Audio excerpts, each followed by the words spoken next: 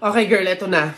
Ang kailangan mo lang, inote mo ha, eyeliner at lip tint lang. Hindi mo na kailangan bumili ng iba pang product. Save money, okay? Simula ngayon, magtitipid ka na.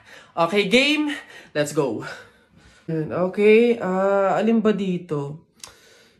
Yun na lang kaya. Hi! Hi ma'am! Ganda nyo naman. Ups. Wala akong ibang kailangan kundi eyeliner at lip tint. Hindi nyo na ako mabubudol, girl. Hindi na.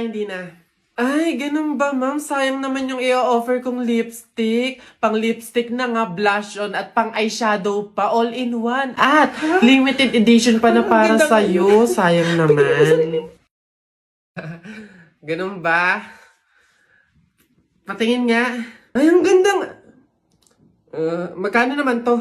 Ay, ma'am, 599 lang yan. O, di ba? Murang-mura. 599 lipstick lang. Ang mahal naman. Wag na nga. Eh, ma'am, good quality naman kasi. Tsaka nga, limited edition lang yan na alam ko talagang para sa'yo. Bagay na bagay sa'yo. Yung pit na pit sa'yo. Bilhin mo na. Ganun ba? O, sige na, akin na nga. Masubukan. Deserve ko naman siguro to. O, last na to, ah. Hi, good day, ma'am. Hi, ma'am. Why did you say? Yeah, gusto ko kuminis ang balat ko. Tapos, moisturize. Babe, tapos ka... Oh! Babe, ano yan? Buwa ka ng siya. Akala ko ba dalawang product lang yung bibilhin mo? Eh, ba't parang buong store na yung binili mo? Ito, ano to? Primer? $7.99? Eh, yung panty mo ang butas, hindi ka makabili ng bago? Hindi, sorry! Kasi kayo mga sales lady doon. Mga budalera. Telay, nako! Una na ako, salamat sa pahapunan. Ay, nako, sige, ingat ka, walang anuman. Sige po, tita, ingat po. Bye, salamat ulit. Oh, sige. Anak. Oh, nay, bakit? Iikot mo yung plato, bilis. Ha? Bakit, nay? Eh, basta pamahiin yun kapag aalis yung tao galing sa hapagkainan, iniikot nila yung plato para walang mangyaring masama dun sa aalis. Ha? Ganun ba? Sige, nay. Wait! Oh, ano ba yan? Ikaw talagang bata ka? Ha? Nay, sabi mo iikot yung plato. Iikot mo na ayos. Ay, nay, sorry. Pag sa bastos talaga ng bata. Buti naman anak, makakalipat na tayo ng bahay. Ay, so nga nay, buti na lang makakalipat na tayo sa mas maayos na bahay. Pero nay, may tanong ako, bakit ang daming kasabi na pamahiin daw kapag daw lilipat ng bahay at paalis na, wag na daw lilingon dun sa bahay na yun kasi may mangyayari daw masama? Bakit kaya? Nak, bakit mo ba natanong? Nay, gusto ko sanang lumingon para masulyapan yung bahay natin. Syempre, tagal na din naman natin tumira dyan, kaya napamahal na rin tayo. Bago man lang tayo umalis sana nay, masulyapan ulit kahit saglit. Ay, hindi anak. Sige lang, lumingon ka lang. Hindi naman tayo naniniwala sa mga pamahiin na yan, di ba? Walang mangyayaring masama, panigurado, promise. Sige, nay. Ay! Hoy, kayong dalawa. Ay, ano? Ganon-ganon na lang yun? Aalis na kayo agad, ha? Hindi nyo pa nga tapos bayaran yung upa sa bahay, Pati yung ilaw at tubig, hindi nyo pa tapos bayaran, tapos aalis lang kayo, ha? 10 yung pinapakain kong anak, tapos yung asawa ko batugan pa, tapos aalis kayo, hindi kayo magbabayad. Ang kakapal na mukha nyong lahat. Hindi ako papayag. Balik! Uwi!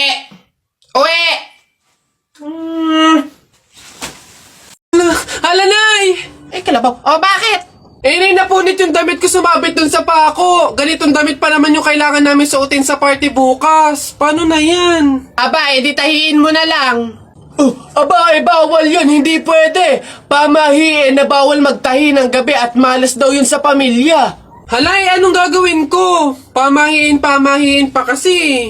Anak, suotin mo na. Kaysa naman sumuway tayo sa pamahiin, may mangyari pang masama. Suotin mo na. Wala na tayong magagawa dyan.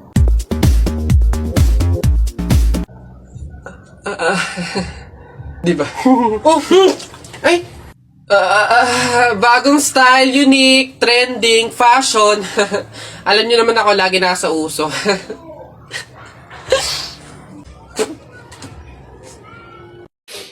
Nay, pay yung pambili.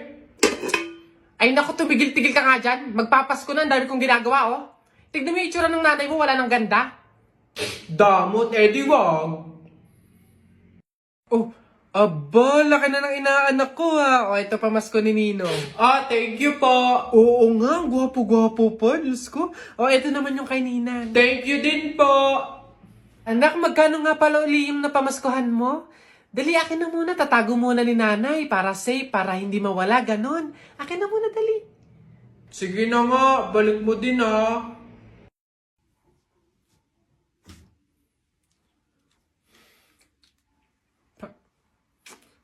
Ay, nasa na nga pala yung mga pera ko. Bibili pa ako ng mga lawan eh. Ayan, sige, puro ka gastos ha. Nay, pera ko naman yon. Ah, ganon. Eh kung singilin ko kaya simula nung pinanganak ka hanggang ngayon, mas malaki pa nga yung naggastos ko eh. Ah, sige na, pupunta ka sa mga kumari ko. Ba't mo ginastos? Working on a Grammy, meanwhile, pussy popping with your man in Miami. Chanel's and pearls, that's the trick that it takes to keep the grudge. Baby, tara na, magutom na ako, magsamgyup na tayo. Ayun ka na naman, bago mamaya ipapaubos mo na naman sa akin, naani pa naman yun. Promise, uubusin ko, tara na nga, may alam akong samgyupan sa Makati. La la la la la la la la la Romantic Sunday. Afternoon, welcome to Sandy Bag. Can I take your order? Babe, gusto ko sanang itry itong tatlo na to, tapos nito, dalawa nito. Tsaka feel ko masarap to, tsaka to. Ito na nga ba sinasabi ko, uubusin mo yan ha. Ayan na! Ayan na! Ayan na! Ako ba'y nalulula? Hindi ko mapigilan. Babe, busog na kasi ako. Baka pwede, ano mo na? Babe, sorry na nga kasi next time bawi na lang ako sa'yo. Pagpunta natin dito, gamitin natin yung QR code ni Kenpoy para may 20% discount tayo. G? Nakita ko nanay mo kumakain ng giniling. Sinapak ko gumiling-giling. Wala. For your information, pwet mong may lotion. Pag na-infection, congratulations! Pangit ito. Nakita ko nanay mo namamalimos. Binigyan ko ng piso. Gusto pa dos! O ako na, damit mo puti, shirt mo puti, amoyin mo kilikili mo, amoy dato puti! Yun na yun, o ito. Nakita ko nanay mo nasa bubong. Kung binato ko ng talong, shoot sa ilong! Sa flip, teka lang, meron pa. Hindi ako natakot sa bagyong Ondoy. Ha? Natakot ako sa nanay mong mukhang unggoy.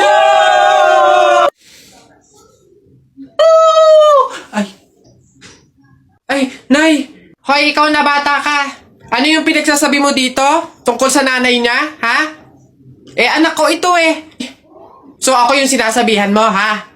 Ay, ate Flor, ano po yun? Mga flip-top lang po yun. Mga joke-joke lang po, biro-biro lang po. Hindi po totoo yun eh. Ako nakakapang-init ng ulo tong batang to. Nasaan yung nanay mo, ha? Sasabihin ko lahat ng sinabi mo sa akin. Ay, hindi po, ate Flor, wag po. Joke lang po yun. Hindi na, mga biro-biro lang po. Hindi naman po, totoo yun. Huwag po, ate Flor. Ano ka ba? Hindi. Lola. Nay. Hello po. Jowa ko nga pala. Ay, yan na pala ang jowa mo. Marunong kaya yung magluto. Eh, magligpit ng pinggan. Baka naman puro paganda lang yung nakuha mo. Oo nga, maglaba kaya at magkudkud ng inidoro. Kaya naman kaya. Marunong naman po ako pagdating sa mga gawaing bahay. Tanong ko lang din po, gagawin niyo po ba akong katulong dito? Sige, nak, manganganak ka na ha. May pamahiin tayo dyan. Oo, Nay. Ano nga ulit yun? Huwag kang magagalit o maiinis kapag nanganganak ka na. Ha? Bakit? Kasi daw maaari magkaroon ng kapansanan yung anak mo. Kaya pigilan mong huwag magalit, huwag mainis. Sige. Pipilitin ko. Ayan na, ma'am. Nakikita ko na yung ulo. Konti na lang, ma'am. Iri pa na. Konti, ma'am. Ayan na.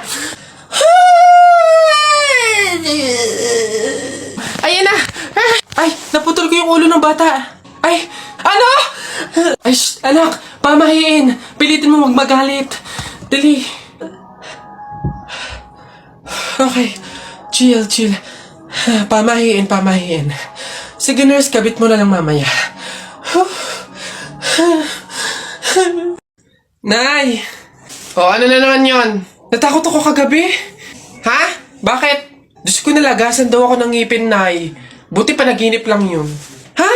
Naku, masamang pamahiin yan, nak. Pag doon na naginip na nalagasan doon ng ngipin, naku, madami daw pamilya ang mamamatay. Ito, to. Ano to? Yan. Sabi kasi na matatanda, kumagat ka daw sa kahoy para daw hindi matuloy yung masamang pamahiin. Dali na. Ang laki naman ito, Nay. Bakit ganitong kahoy pa? Ang laki-laki, oh. Huwag ka nang maarte dyan. Sinasabi ko sa'yo pag may nangyari masama sa pamilya natin. Ako, ikaw sisisihin yan. Ang laki naman kasi nito.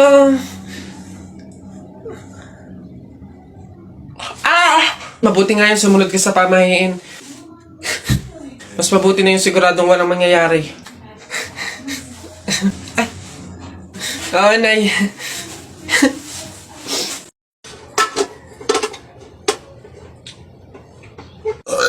Uy, pre, wala na tayong kanin. Humingi ka na.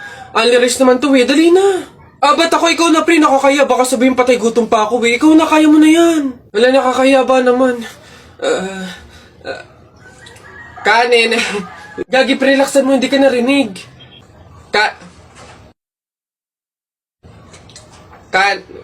Dali na. Wait na, nakakairit ka lang. Kuya. Ayun. Kanin. Ay, nakakaya. Anak! Nay. Kunin mo yung mga ginamit sa sugal ng burol ng lolo mo tapos sunugin mo. Nay, bakit? Basta masama yung pamahiin yun, gawin mo na lang. Yung mga baraha? Oo nga, basta lahat ng ginamit sa sugal, sunugin mo. Lahat, ha? Sige, Nay.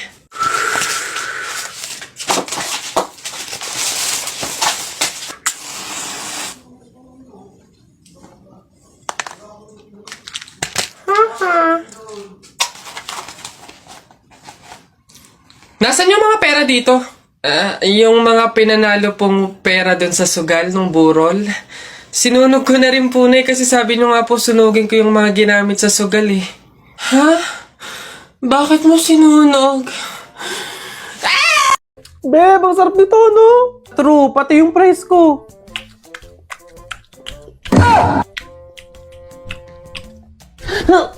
Aray!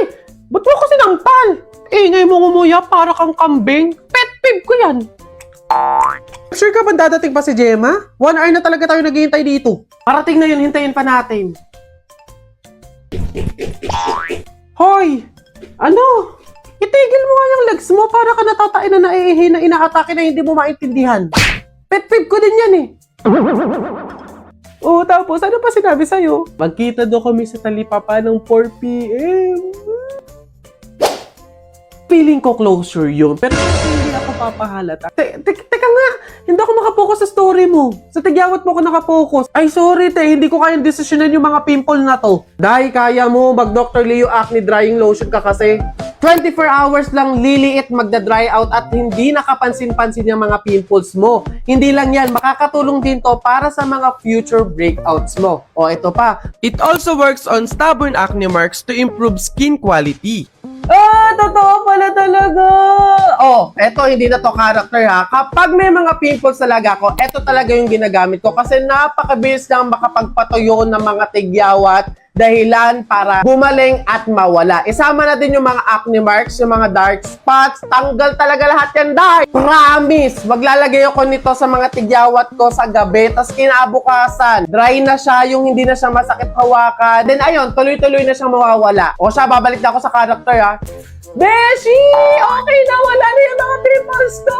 Pero teka, naiinis pa din ako sa'yo. Baka buong pagkatao mo na yung pet peeve ko. Baka na nga.